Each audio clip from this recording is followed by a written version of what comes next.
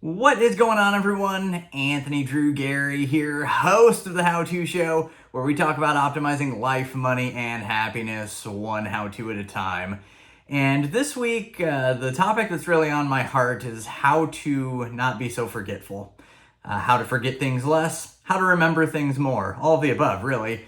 And I think this comes out of a place that I just feel like I'm at a place in my life where my mental bandwidth is probably at a premium, maybe more so than it's ever been ever.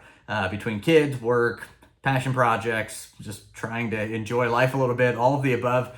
I feel like I'm constantly having to remember things.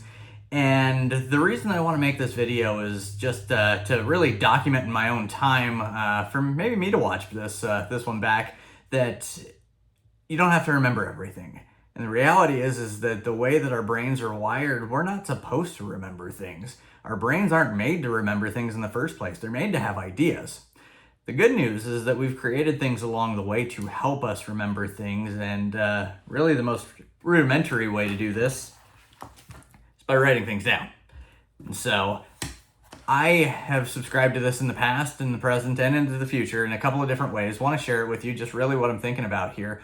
The most critical times that this is happening is not when I'm sitting at my desk like this. It's not when I'm, in a meeting taking notes necessarily. It's right before and right after I shower and right when I'm trying to go to bed.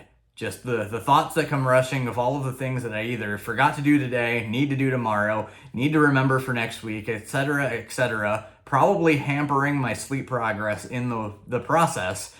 Because I've got all these things flowing around in here, need to get them out on paper.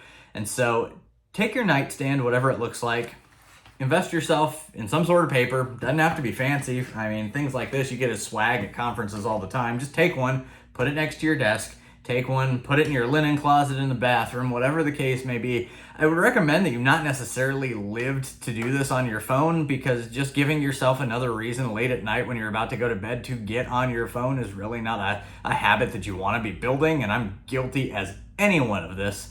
Just a thought there that you can probably do the same net result by getting your piece of paper out, your pencil, your pen, whatever it is, and writing down the things that are on your mind so that in the morning you will still have them fresh and you'll be able to recall those. And if you're in a situation where you need to pull the notepad on your phone, so be it. You pull this thing out, you type in whatever you need to do, and maybe you transpose it to something else later, or you just work from it. But ultimately, it gives you an opportunity to clear your mind of that piece of remembrance, because it's on paper. You no longer need to store it up here when you can get it out of your head and allow your head to have those ideas that they're made to have. And so other things along this lines, I'm still one of those guys that holds on to one of these paper calendar things, and mine is set up in such a way that I drop it on the floor, but ultimately it has all the days and all the times, and I can start to plot out my day this way. And so if I think of something like this, just throughout the course that I know is going to be important next week Tuesday, let's write it in the next week Tuesday box. Or it even starts to help me plan ahead as to what I'm going to be doing in future days to make sure that I'm not missing things. And this extends even, a little farther than that, to think about what can you do, with your different calendars. How can you sync them? I know a lot of people live and die by that digitally. My family's got a whiteboard in the kitchen that we write things on, and sometimes it becomes a little bit of a joke between my wife and I. Hey, you forgot to write that on the calendar, so that means it doesn't have to happen. Yeah, maybe not, maybe so.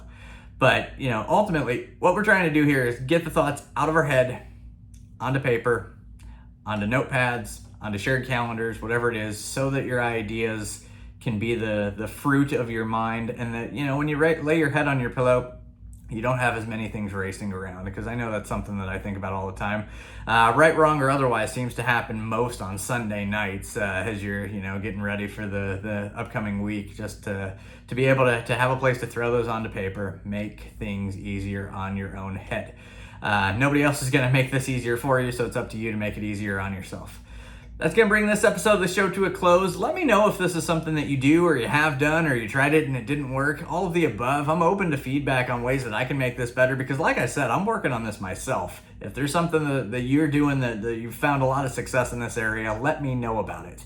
As always, you can subscribe to the channel and be the first to know about content each and every Wednesday. Just passed over 1 million views for the channel, which is pretty cool because it's just me blowing hot air most of the time. And so I thank you for joining me on that journey.